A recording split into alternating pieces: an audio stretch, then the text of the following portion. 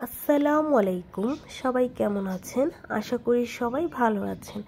আজ আমি বানাবো কাচকি মাছের সালাদ। খুবই মজা, এটা রাঙ্গামাটির বিখ্যাত একটি খাবার, কাচকি মাছের সালাদ। তো চলুন রেসিপিটা দেখে আসি। এখানে আমি 250 গ্রামের মতো কাচকি মাছ নিয়েছি, আর মাছগুলোকে খুব ভালো করে ধুয়ে বেছে ঝরিয়ে রেখেছিলাম পানি। এখন মাছগুলো ভাজার জন্য আমি দিয়ে দিলাম পরিমাণ মতো লবণ, আর পরিমাণ মতো হলুদের গুঁড়ো।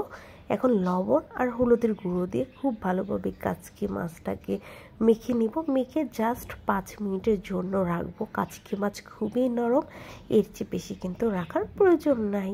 জাস্ট 5 মিনিট রেখে এখন কাচকি মাছগুলোকে আমি ভেজে নিব। তার জন্য কড়াইতে তেল দিয়ে দিচ্ছি, আর তেলের পরিমাণটা একটু বেশি দিয়ে খুব সুন্দর করে কাচকি মাছগুলো ভেজে নিতে হবে।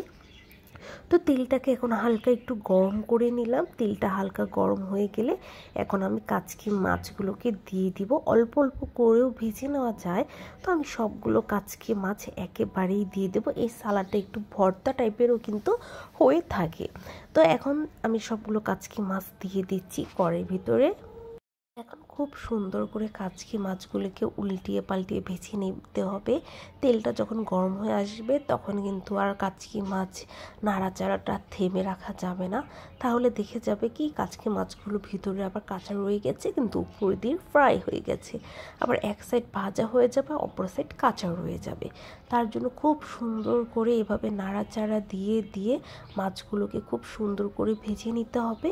আর কাচকি মাছগুলো কিন্তু একেবারে ফুরফুরা করে ভেজে নিতে হবে, যেন একবারে ক্রিস্পি টাইপের যে ফ্রাইটা আছে ঠিক এরকম। তো এখন দেখতেই পাচ্ছেন আমি কীভাবে কিন্তু নাড়াচাড়ার উপরেই আছে, নাড়াচাড়া দিয়ে দিয়ে কিন্তু ভেজে নিতে হবে।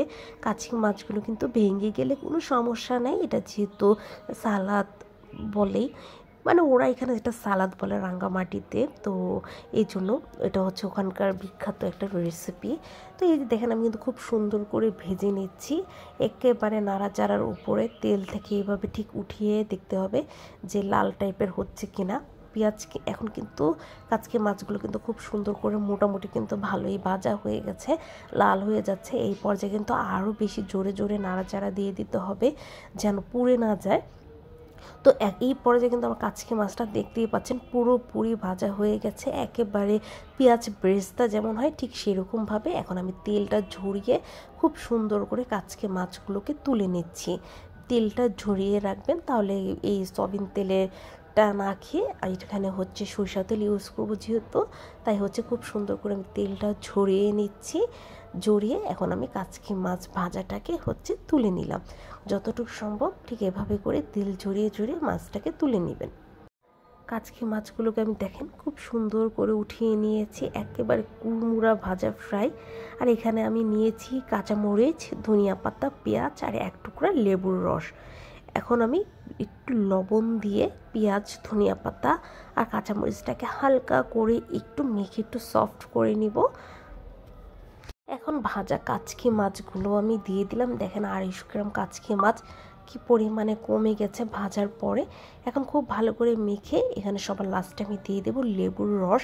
লেবুর রসটা অবশ্যই দিবেন, যেহেতু এটা কাচকি মাছ, তাহলে গ্রানটা খুব সুন্দর আসবে। আর এখন অল্প একটু দিয়ে দেবো সরিষার তেল, যেহেতু মাছটা খুব ভালোভাবে তেল দিয়ে ভাজা, তার জন্য সরিষার তেলটা দিলে কি গ্রানটা খুবই সুন্দর আসে। এখন জাস্ট নেড়ে চেড়লেই কিন্তু হয়ে যাবে কাচকি মাছের মজাদার সালাদ। কেমন লাগলো বলুন তো আপনাদের কাছে রেসিপিটা? সবাই তো কাচকি মাছ খেয়েই থাকেন, এবার একটু অন্যভাবে করে খেয়ে দেখেন, আপনাদের কাছেও খুবই ভালো লাগবে।